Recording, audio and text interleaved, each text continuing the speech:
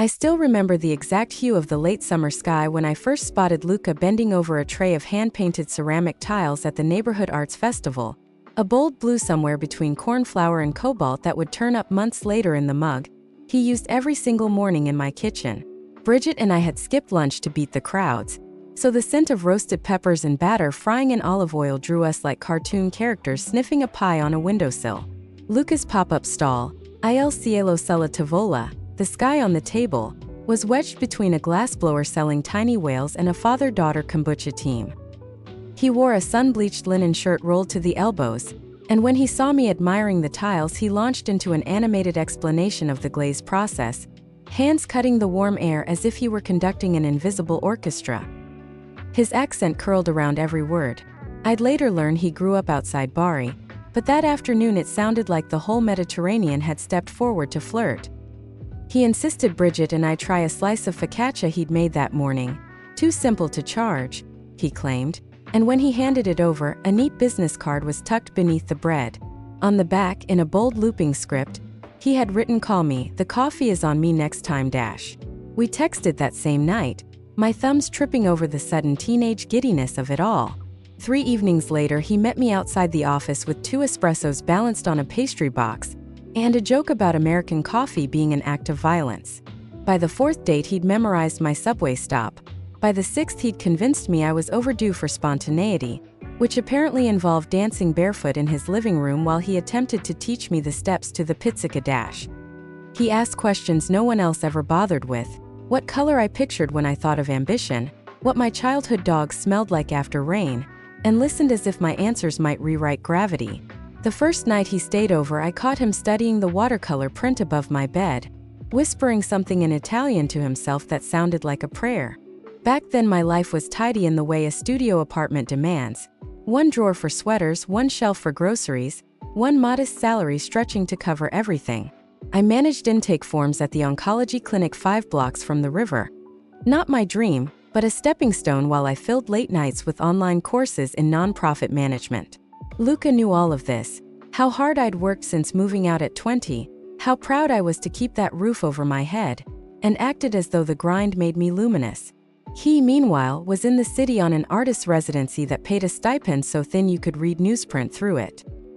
He laughed off the precariousness, calling himself a professional cliché dash, but I admired the ease with which he trusted the future to sort itself out. The first red flag fluttered only faintly.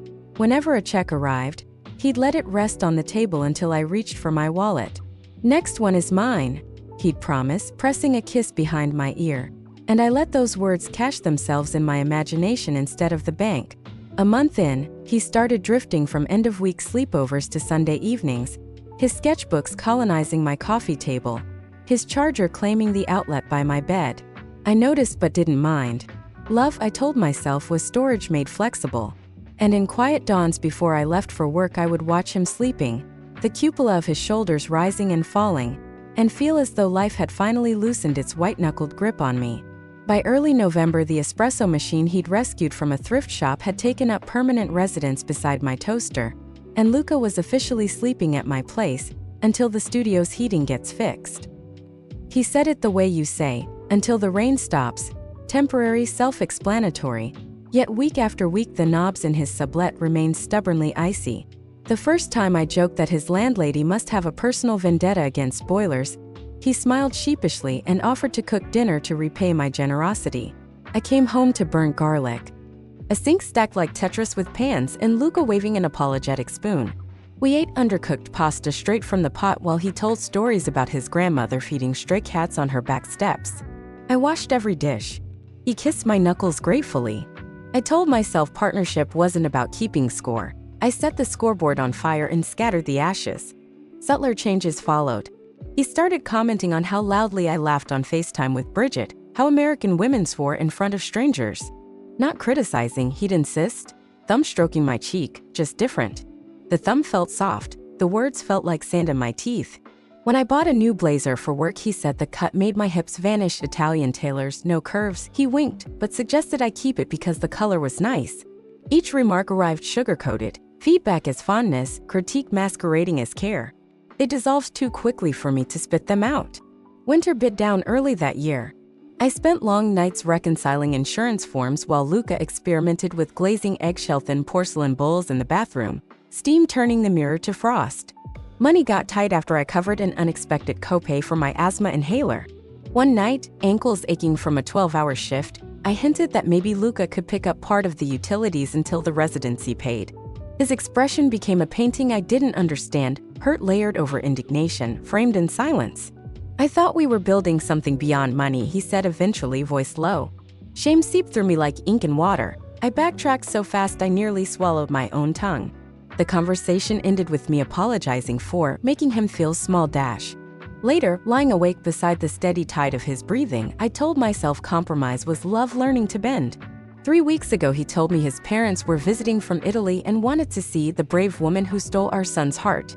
He made it sound like an honor bestowed by royalty, so I took Friday off, scrubbed the baseboards, researched pugliese recipes on blogs that crashed my browser with pop-ups. Luca hovered, worrying aloud that my jokes might be lost in translation, that his mother found spicy food too aggressive, that maybe I should wear something softer, your blue cardigan, it makes you look tender.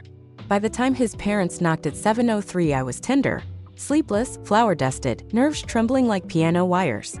They were polite, yes, in the brittle way museum guards are polite.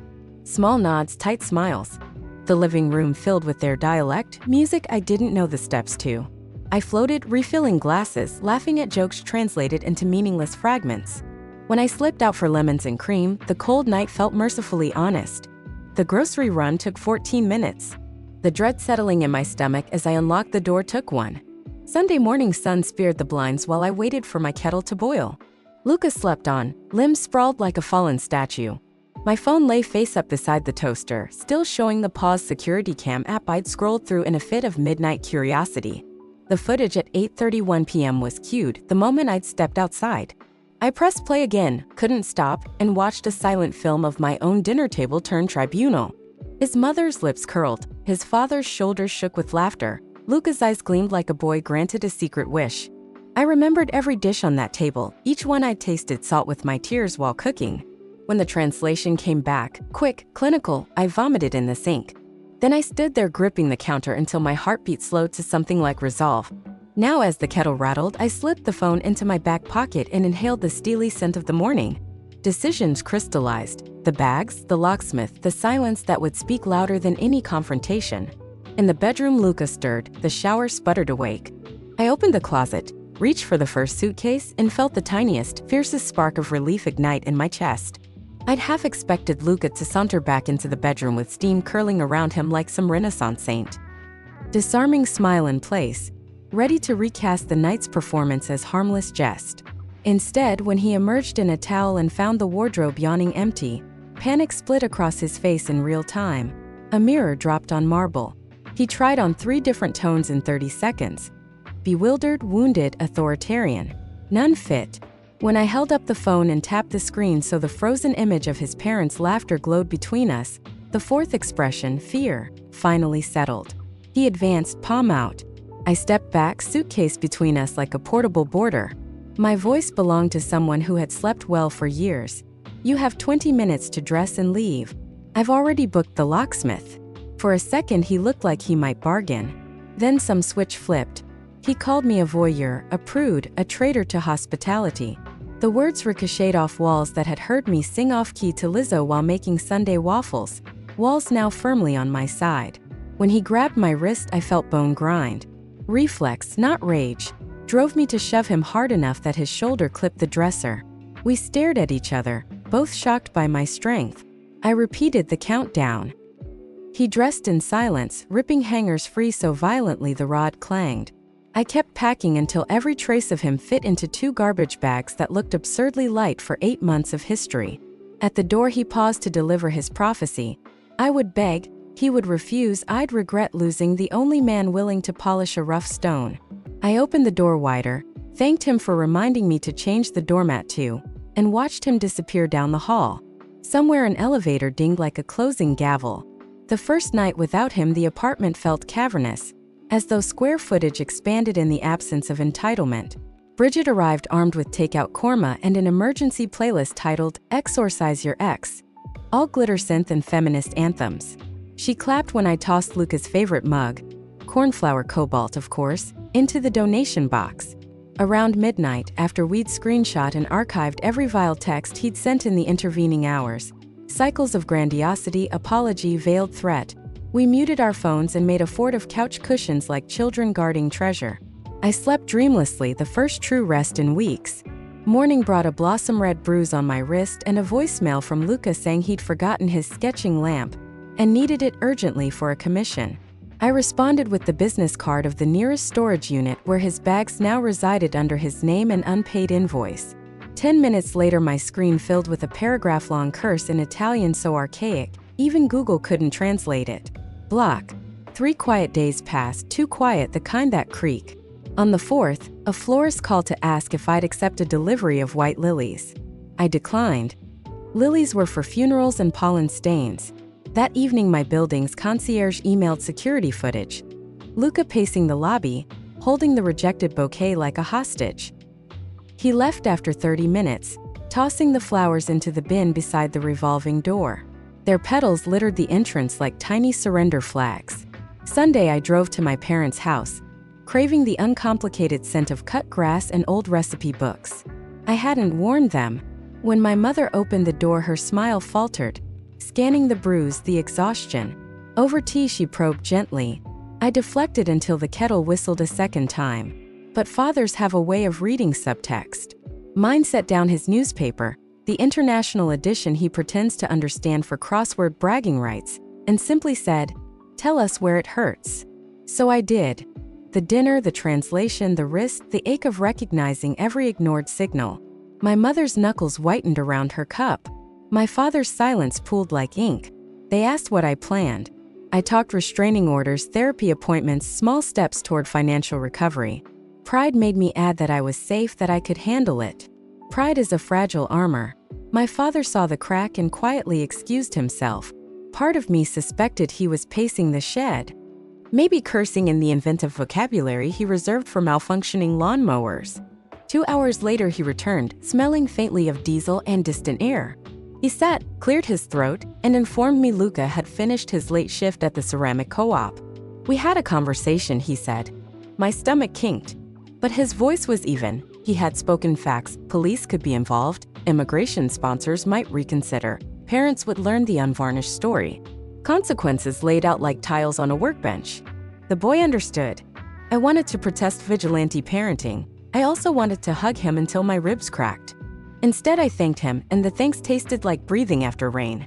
That night in my childhood room, beneath glow-in-the-dark constellations I plotted at 14, I drafted boundaries. Block lists, HR alerts, camera backups to the cloud. Survival rewritten as procedure. Before sleeping, I texted Bridget a single sentence. The sky is clearing. Her reply arrived instantly, an emoji of a weather vane swinging toward calm. I returned to the city Monday morning with Dad's old toolbox rattling in the trunk, symbolic reinforcement. Work greeted me with sympathetic smiles and a mountain of forms. Illness had clawed through our patient roster over the weekend. I plunged into tasks, letting purpose rinse the residue of Luca's drama. At 3:17 p.m., my desk phone rang. Unknown number. I let it go to voicemail, heart-drumming Morse code. 30 seconds later, IT pinged. An external caller had left an urgent message, flagged for tone. I listened with Bridget standing guard. Luca's voice, strained, slipping between English and Italian, spoke of despair, misunderstandings, a ticket back to Europe if only I'd meet him tonight. He owed me an apology in person. Delete. Document. Block again, like whack-a-mole with memories. By dusk, the city's neon stitched the streets into safety lines. I ordered pad thai, watered my single surviving succulent, and set voicemail to transcribe automatically. The apartment buzzed with a kind of hopeful emptiness, fertile ground. I opened my laptop and a blank document, typed the heading, Grant Narrative Community Arts Fund Proposal Dash. My first step toward a future, Luca once said, was too ambitious for someone so practical. I smiled, practical as sunrise.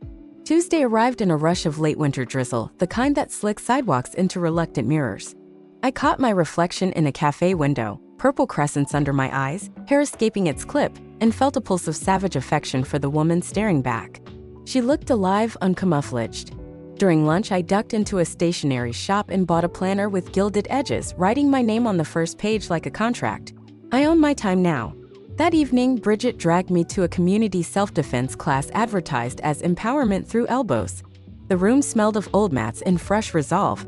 We practiced wrist breaks, the irony not lost on me, and when the instructor asked for a volunteer to demonstrate a knee strike, I raised my hand before fear could intervene. The thud of my knee against the padded target echoed in my ribs, confirmation that some alarms were meant to ring. By the end, my muscles trembled, but underneath the ache lay a steady thrum of capability I hadn't felt since before Luca's shadow lengthened across my doorstep. The next weekend, Bridget hosted a board game night designed to reacquaint me with laughter that didn't taste of relief. Her living room windows fogged as 10 of us crowded around a cracked wooden table, dice clattering like hail. Among the guests was Jonah, a pediatric resident with tired eyes and an endless supply of dry quips. We'd met once before, but this time we found ourselves allied in a cooperative space colonization game, both absurdly competitive, both terrible at resource management. When our imaginary oxygen reserves plummeted, we laughed until tears blurred the tokens. Sometime near midnight, Jonah asked if I wanted a break from planetary collapse and offered to fetch fresh drinks. In the kitchen, he admitted he'd Googled the pronunciation of my last name because he didn't want to butcher something beautiful. The compliment landed gently. I tucked it away like a bookmark for a later chapter. Monday's commute was a symphony of malfunctioning umbrellas, but inside the clinic an unexpected email awaited. My grant proposal, the one born in the quiet after Luca's last voicemail, made the shortlist. I printed the message, taped it next to my monitor, and let the black-on-white promise seep into my bones. Over lunch, I mapped a timeline. Revise budget, secure partner letters, finalize outcome metrics. Each task felt like a rung on a ladder rising above Luca's ghost. That evening, as I revised the narrative section for the third time, my phone buzzed with a number from Bari. For a breath, I froze, picturing Luca's mother armed with fresh insults. Curiosity won. A soft female voice introduced herself as Elena, Luca's cousin. She apologized for the intrusion but said she discovered my email through the exhibit catalog. Her words came slow, careful. Luca had arrived in Italy 3 days earlier, not in a good state. The family was trying to help, but he oscillated between rage and regret. He spoke often of me, sometimes fondly, sometimes blaming. Elena said she knew it wasn't her place, but she wanted me to be aware in case he tried to return unannounced. I thanked her, heart thrumming, and hung up feeling both safer and strangely sad. Cruelty had cost Luca too much to keep track of. I added another entry to my documentation folder. International contact, potential escalation flag dash. Then I brewed chamomile and turned back to my grant, refusing to let memory dictate margins. Days lengthened. The city shed its gray coat for tentative buds on ginkgo branches. I fell into a rhythm. Clinic in the mornings, grant writing during lunch, self-defense drills twice a week. Jonah texting me memes about medical residents diagnosed with chronic caffeine dependency. He never pushed, always asked. One Friday, he invited me to a jazz set in a converted firehouse. I almost said no, timing, heart not ready, Luca's echo, but curiosity whispered louder. We stood against exposed brick while a saxophone threaded gold into the air. Jonah leaned close to explain a chord progression, warm breath brushing my ear, and I realized my shoulders weren't tense. When he walked me home later, he didn't try to kiss me, only squeezed my hand once before letting go. Respect felt revolutionary. The following week, my therapist suggested an exercise. Write a letter to the version of myself who ignored the first red flag. Not to scold her, but to understand her. I expected tears. Instead, I found gratitude. She had loved earnestly, learned fiercely, survived thoroughly. I filed the letter beside medical receipts and restraining order paperwork, a testament that healing could share a folder with hurt. Thursday, HR installed a security badge update at the clinic. A new protocol after the incident dash, as leadership politely referred to Luca's lobby performance. As I tested my badge, Ron the guard gave me a thumb up and whispered, "Perimeter secure, Captain." I saluted back, both of us grinning like kids playing spy. That night I dreamed of cerulean blue skies cracking open to reveal acres of blank tiles waiting for new glazes. I woke before dawn and emailed the grant officer an additional project idea. Community workshops teaching caregivers ceramic painting as respite therapy. Hit send before doubt could veto. 3 days later, the grant committee called while I was shelving patient files. I stepped into the stairwell, fluorescent light humming overhead, as they announced full funding. enough to pilot 6 months of programming. My knees wobbled. I sat on the cold step and let silent laughter shake through me. When I told Bridget, she screamed so loudly her cat fled the room. Jonah sent confetti emojis and a link to a celebratory brunch place. Dad replied with a single word, proud, and a string of paintbrush icons he must have searched manually. The ceremony for awardees was slated for June. I found a teal dress at a consignment shop, the fabric skimming curves Luca once tried to tailor out of me. On the night of the event, Bridget zipped me up, murmuring battle armor. The venue, a converted railway depot, glowed with string lights. I mingled with nonprofit directors and city officials, repeating the elevator pitch until it felt like incantation. Midway through, the MC announced a surprise guest benefactor. The DeLuca Cultural Foundation had matched funds for international artists bridging communities. My stomach pitched. The surname pulsed like a warning siren.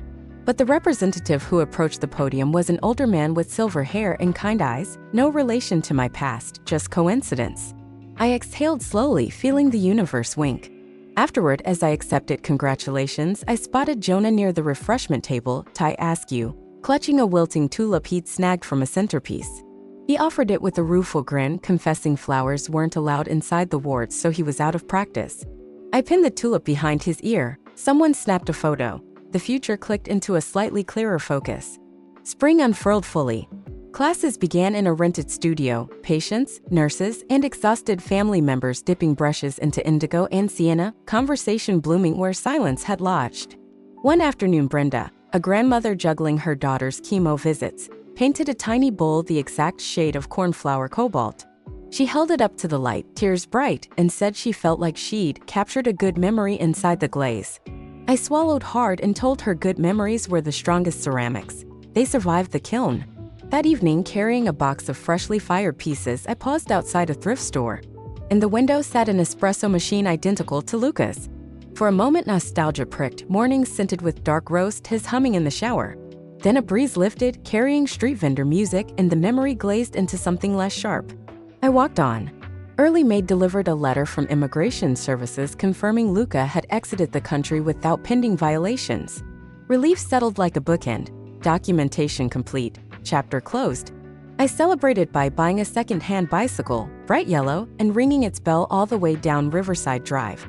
One warm Saturday, Jonah and I picnicked in the park. He read aloud from a nerdy essay on laughter-lowering cortisol. I sketched program expansion ideas. When clouds bruised the horizon, he asked, hesitant, if I saw space for him in my busy blueprint. The terror I expected never arrived. Let's keep co-writing, I answered, and he pulled a pen from his pocket like a cheesy magician.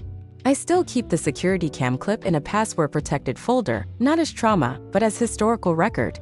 Sometimes, before facilitating a boundary-setting workshop, I watch 10 seconds to remind myself how subtle cruelty can sound. Then I close the file, roll my shoulders back, and step into rooms where people wait to paint their own survivals. This morning, I biked past the arts festival where it all began. New stalls, new faces, same sizzling peppers in the air. I paused at a booth selling mugs dipped in sunset orange. The potter smiled, told me each piece was unique. I chose one with a swirl that looked like a rising horizon and handed over exact change. As I rode away, mug wrapped safe in my backpack, it occurred to me that the sky above was no longer the cornflower blue of that long ago day. It was brighter, wider, unclaimed by anyone but me.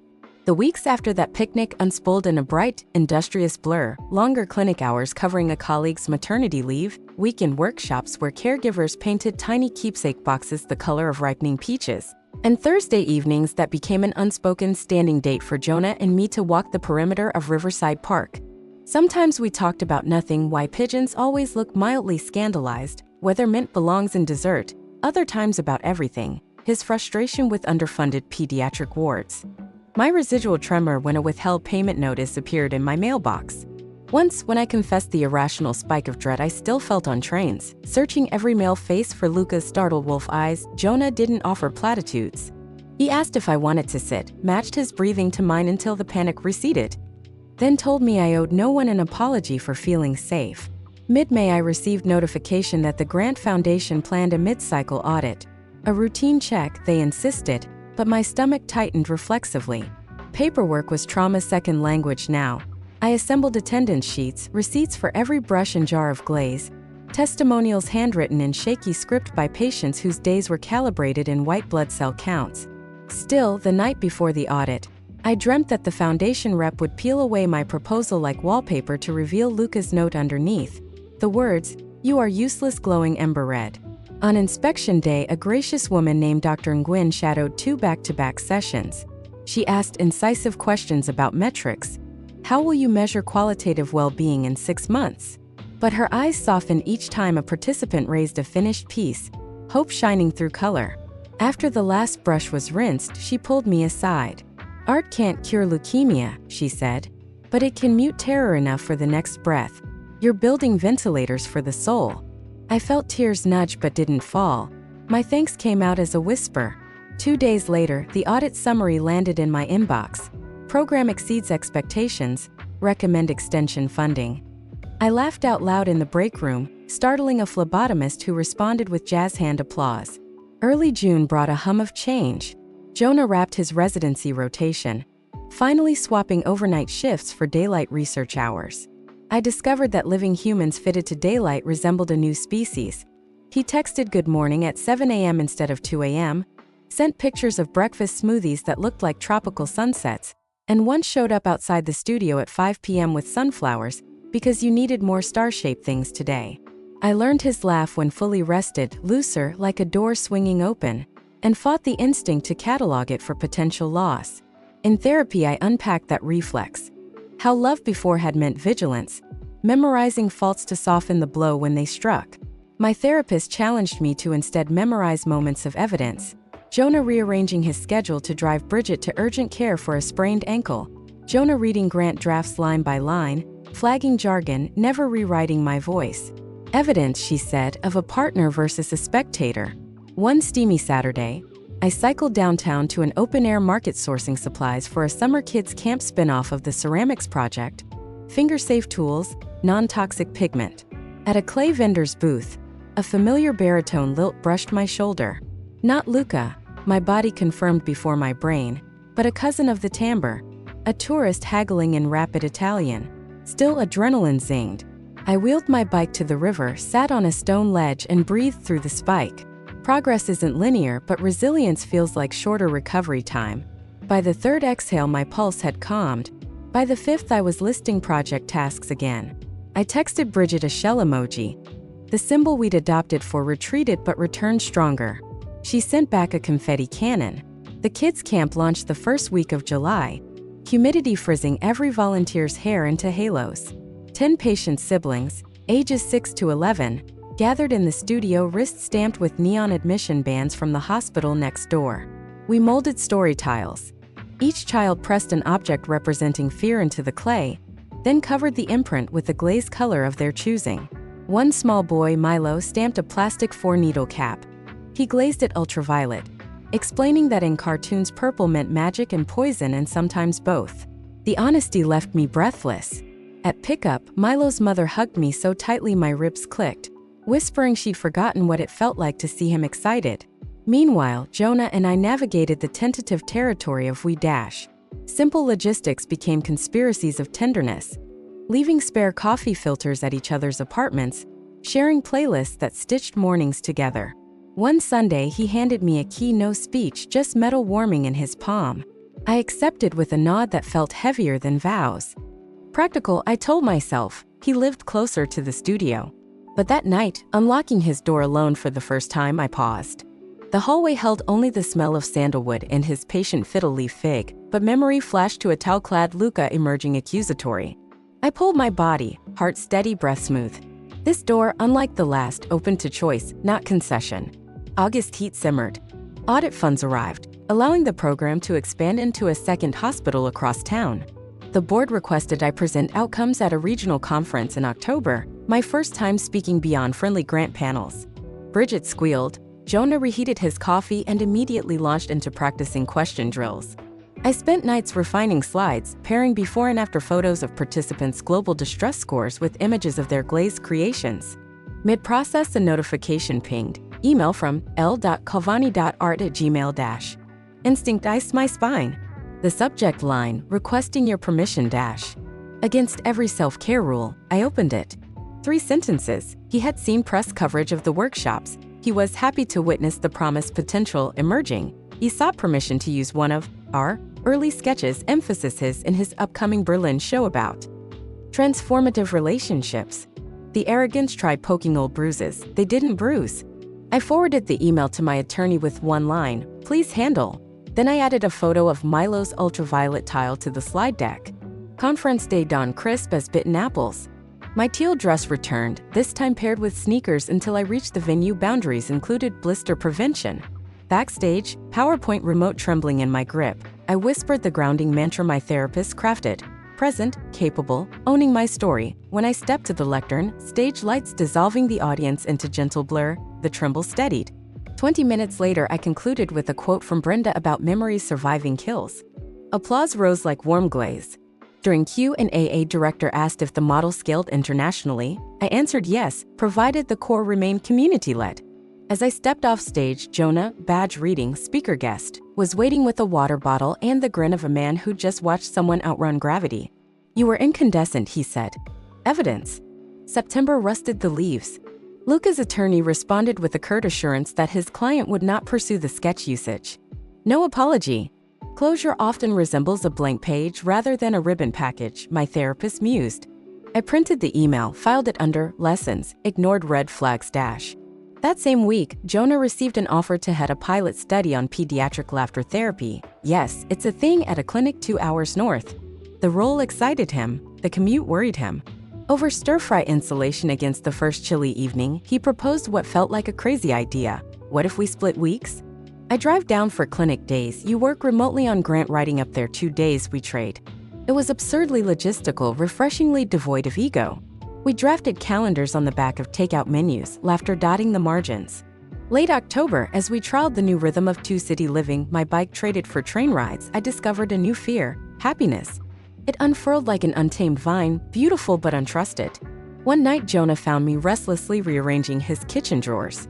Instead of teasing, he asked what story my hands were trying to tell. I faltered, confessed the lurking dread that the universe balanced joy with catastrophe. He considered, then slid a ceramic bowl across the counter, cornflour cobalt, the one Brenda had gifted the program after she completed her daughter's final chemo round. "We can fear the kiln," he said, "or trust the glaze." I cupped the bowl, weighed steady, and breathed until the vine settled into something like roots. December snow arrived soft, early, coating the city in hush. At the final caregiver class of the year, participants painted ornaments for the ward's holiday tree. Milo, now 8 and sporting a fuzz of regrown hair, handed me a starburst he'd glazed bright yellow. "For your bike," he said. I promised to hang it on the handlebars. Riding home that night, ornament chiming, I realized the past 15 months formed their own kind of mosaic. Shards of broken trust refired into pattern. Missing a tile would mar the picture. On New Year's Eve, Bridget hosted her traditional rooftop countdown, fairy lights blinking like impatient wishes. At midnight, as fireworks stitched color into the sky, Jonah turned me toward him, question shining. I didn't need translation, he was asking not for forever, but for continued co-writing. I nodded, yes, heart quiet and certain. He kissed me once, softly, and the sky, no longer cornflower, not even cobalt, bloomed every shade I'd earned. January settled in bright and brittle, sunlight ricocheting off packed snow like a dare to blink first. Jonah's split-week schedule began in earnest, and the first Monday I boarded the 6:05 a.m. northbound train with a thermos of chamomile and the sense I was stepping onto a new chapter before the ink on the previous page had dried. Outside the window, the city receded into graphite lines. River ice glittered under an apricot sky. My reflection looked oddly at peace wrapped in a wool scarf Mom had knit over Thanksgiving. I spent the ride annotating a research article on art therapy neuroplasticity, Jonah's homework for me, until a cheerful conductor announced Pine Ridge Station. Population smaller than my apartment building, but boasting a clinic determined to rewire what pediatric care could feel like. Jonah met me on the platform, cheeks pink from the cold, eyes warm with the quiet pride of showing someone their potential future. He gave me the 5-cent tour. 2-block Main Street where a bakery doubled as community hub, converted grist mill soon to house the laughter therapy wing, and a sleepy post office that still sold soda in glass bottles. At the clinic, I tested the hotspot on my laptop, relieved when grant documents loaded without lag. Small mercies of modern broadband. Between his rounds, Jonah peeked into the makeshift co-working nook they'd set up for me, sliding notes about patients who might benefit from ceramic sessions once we secured funding. I admired how seamlessly he integrated research and tenderness, every statistic paired with a name, every outcome chart anchored to a human story. Late afternoon found us trudging across a snow-dusted meadow toward the rental cottage that would be our upstate base 2 nights a week, tiny, crooked-roofed, emanating the scent of cedar and possibility. Inside, heat clicked awake reluctantly, pipes groaning like old men complaining about the cold. We unpacked basics. 1 set of dishes, my planner, his stethoscope, a shared determination to fit lives together without losing their shapes. That night, we cooked lentils on a temperamental stovetop, then sprawled on the threadbare rug with blueprints for the laughter lab spread between us. I traced his handwriting, precise but a little hurried, around a drawing of a room filled with modular sofas shaped like clouds. "Kids deserve to sit in the sky," he said, shrugging at my grin. Back in the city midweek, I discovered the landlord intended to renovate my building into luxury condos within 18 months. Panic surfaced but quickly alchemized into strategy. I'd outgrown the studio's footprint long before the eviction notice. Perhaps this was permission to imagine larger walls. Bridget, never one to shy from spreadsheets, mapped rental options while I balanced budgets like a circus plate spinner. One evening, she suggested an audacious option: apply for a live-work loft through the city's nonprofit incubator program. Cheap rent contingent on demonstrable community impact. I hesitated at the audacity. She countered that audacity was merely optimism with steel toes. Application due in 6 weeks. Challenge accepted. In February, Pine Ridge hosted its annual Fire and Ice Festival, a riot of carved ice sculptures flanking bonfires where locals roasted maple taffy. Jonah volunteered us to run a Paint Your Breath booth. Kids exhaled into cold air and quickly painted the drifting shapes onto dark tiles with metallic glaze. I worried city-bred ideas would flop, but children lined up, cheeks ruddy, giggling as they tried to capture slippery clouds. A girl named Tessa presented her finished tile to me, shyly explaining that the swirl represented her brother's laugh echoing down the clinic hallway. Her brother, Jonah later whispered, was in remission but terrified of returning cancer. That night, journal in hand, I noted how translating breath into color turned fear into artifact, a theme worth chasing. Mid-March, the incubator board requested an interview and site visit to evaluate my proposal. I invited them to observe a caregiver class, paired with hospital consent forms triple-checked.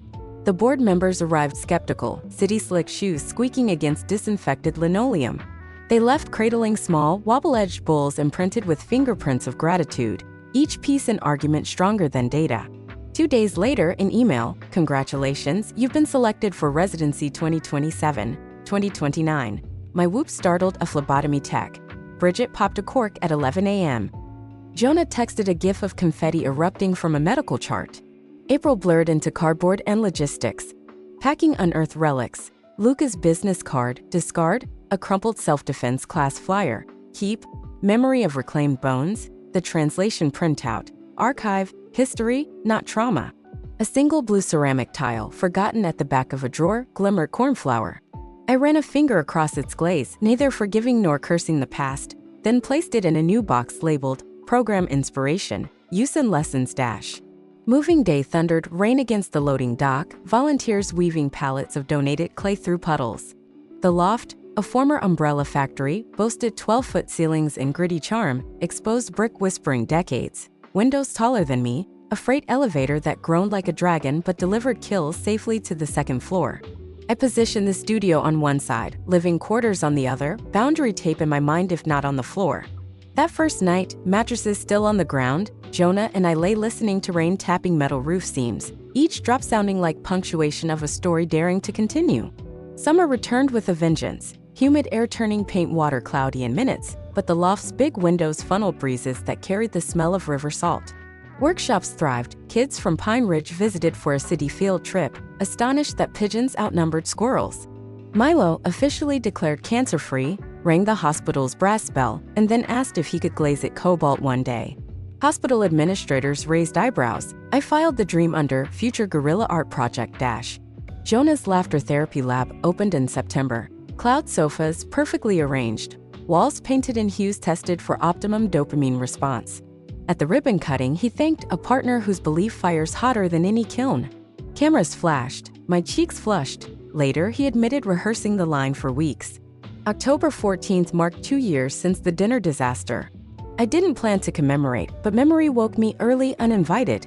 Instead of resisting, I brewed coffee in a cobalt mug stamped with our program logo, a stylized rising horizon. I sipped on the fire escape balcony, watching dawn bleed peach over rooftops. I texted Bridget a sun emoji. She replied with pancakes. Healing tasted like maple that morning. That afternoon, a letter arrived from Italy, handwritten, unfamiliar script. My pulse skipped but steadied. Inside, a note from Elena, Luca's cousin, informing me Luca had entered a rehabilitation program for depression and addiction. He had requested she forward an enclosed envelope only if I seemed thriving. Her brief postscript, "You seem beyond thriving." I held the second envelope a moment before opening. Inside, a Polaroid of Luca in a modest gallery standing beside a ceramic installation titled "Set Free." No note beyond the photo. I slid it into a folder labeled "Closure Evidence" and felt nothing shatter. The loft's first winter layered frost on the windows like lace. Energy bills bit. But community donations stoked the kills twice as long. Jonah, juggling research papers and commute miles, started leaving sweet potato chili in my freezer. Each container labeled with a pun: chili today, hot tamale. One blizzard night, trains halted. He called to say he'd bunk in the research office. I paced, anxiety nibbling, until his goodnight text arrived. A selfie buried under blankets, thumbs up. I realized trust meant letting someone exist where my eyes couldn't follow, believing evidence over narrative. In February, the Laughter Lab team published preliminary results. Measurable drops in cortisol during sessions, but also intangible ripples. Parents reporting new inside jokes.